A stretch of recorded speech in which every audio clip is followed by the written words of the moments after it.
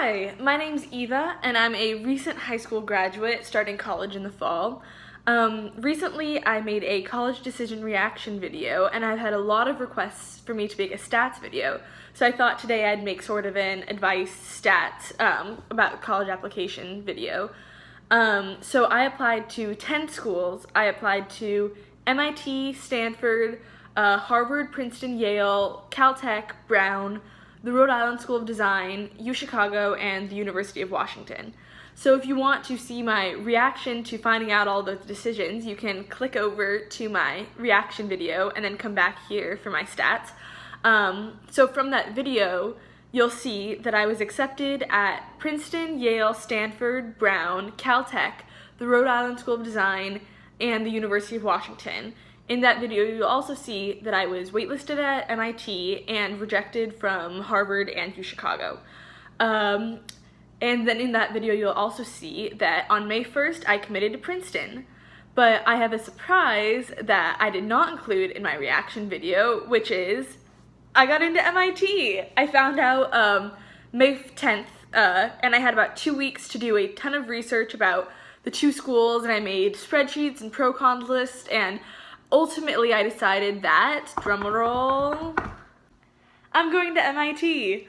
It was a really difficult decision since I loved all of the schools I got into, and it was really hard to narrow it down to just one, but ultimately I decided MIT was the best place for me to spend the next 4 years.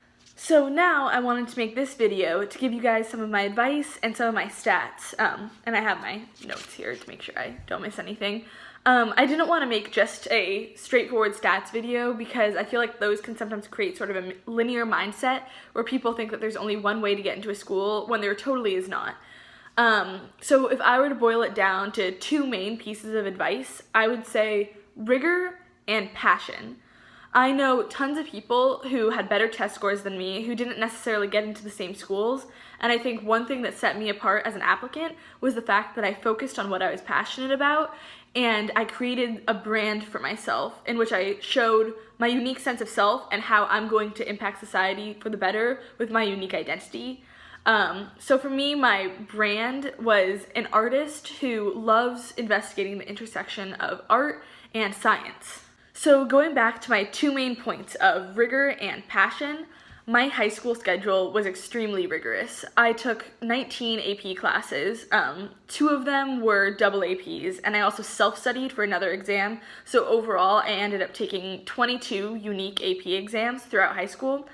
And this required a lot of planning and a lot of confidence on my part, as I planned out my high school schedule way back in 8th grade, and I pretty much stuck to it for the most part with only a few minor changes. In my freshman year, I took AP Computer Science A, and I got a 5 on the exam. Sophomore year, I took 4 APs. I took AP Chemistry and got a 5, AP Physics 1 and got a 5, AP Calculus AB and got a 5, and then AP World History, which I got a 4 on. My junior year, I took 7 AP classes. I took AP Physics 2 and got a 5 on the test, AP Biology, which I got a 5 on, AP Calc BC, which I got a 5 on, AP 3D Art and Design, which I got a 5 on, AP US History, I got a 4, AP English Lang, I got a 4, AP Spanish Lang, I got a 4, and I also took an 8th AP exam my junior year that I self-studied, which was AP Physics C E&M, which I got a 4 on. So this year, my senior year, I took 7 AP classes and 10 AP exams.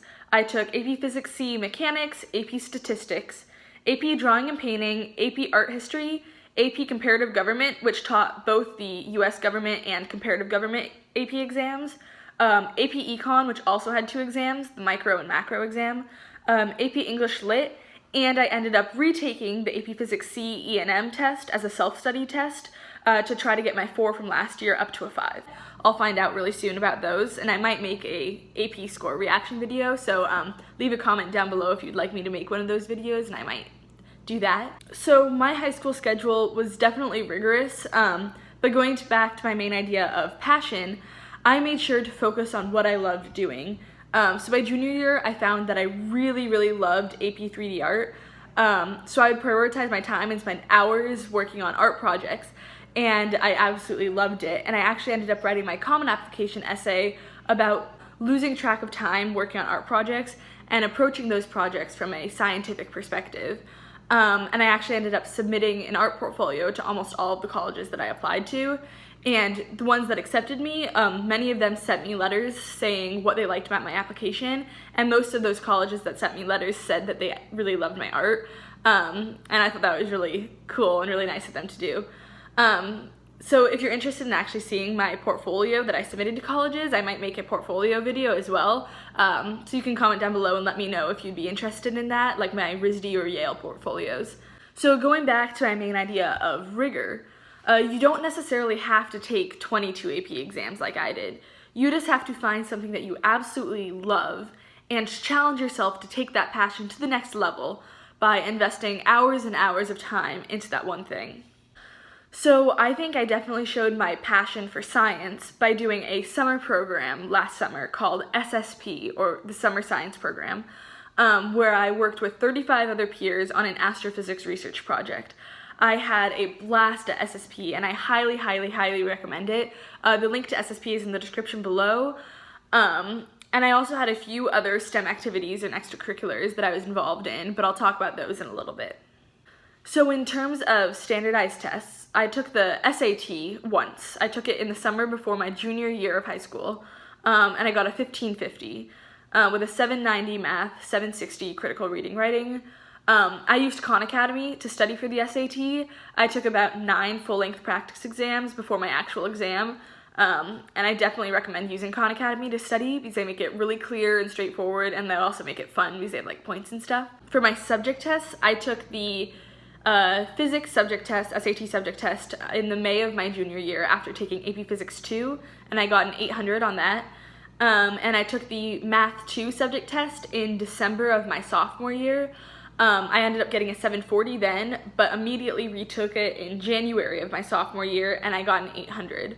And so for the math subject test, SAT subject test, I used the Dr. Chung's SAT 2 Mathematics Level 2 study book. I think you can get it on Amazon, and that really helped me. I definitely recommend that book. It brought me up like hundreds of points. So a lot of people have also asked about my extracurricular activities. So going back to my two main ideas of rigor and passion, I took advantage of many opportunities to pursue my areas of interest throughout high school, and sort of create my brand, like I talked about earlier, of being an artist who investigates the intersection of art and science. So in the science realm, I was in my high school astronomy club for all 4 years, and I held leadership positions in that club 3 out of the 4 years. I also joined the University of Washington's Astronomy Undergraduate Engineering Group, where I worked with university faculty and students on engineering projects to work on the university observatory. I also was a teaching assistant for a middle school computer science camp, and I did SSP last summer, like I talked about earlier, and 2 summers ago I did the Summer Institute for Mathematics at the University of Washington, which is a summer program where we learned a variety of college-level math, including the inspiration for my other YouTube video about 4-dimensional math that I ended up entering in Cards Against Humanity's Science Ambassador Scholarship, and I ended up winning the scholarship, which was a full tuition scholarship to any university in the US. If you want to learn more about that scholarship or my video, you can see the links in the description below. So moving on to the art side of my extracurriculars, in addition to spending hundreds of hours outside of class time working on art projects, I was the president of our school's National Art Honor Society. I was a teen docent at our city's art museum, and I also had several of my pieces featured in art shows at museums and private exhibitions. Finally, the last big aspect was the fact that I'm a competitive swimmer. I've been swimming on a club team for about 13 years now. I was the team captain for my high school swim team, which I was on for all 4 years of high school, and I ended up qualifying for many high-level swim meets, and I was part of a state-winning relay team, and our high school team won state 2 years in a row. I actually ended up being fast enough to go on official visits to meet the coaches at 2 of the schools that I applied to. And I think swimming enhanced my application because it showed that I'm dedicated, determined, and a leader in a sport that I'm really passionate about. Finally, just to kind of wrap it up, going back to the ideas of passion and rigor, I never did any activities or took any classes just to look good for college. I always did something because I was interested in it, I wanted to challenge myself to get better at a passion, or because I just thought that the activity or class sounded like fun. So that's most of my stats and advice for you guys. Thank you so much for watching. I'll be making more videos. I'm hoping to make some videos maybe about art or science or my life at MIT. So you can comment down below what you're interested in, and make sure to subscribe to my channel for more content. Since I was the winner of Cards Against Humanity's Science Ambassador Scholarship, each semester at MIT, I'm going to be making a video explaining one of the STEM topics that I'm learning about. So stay tuned for more of those, and thank you so much for watching.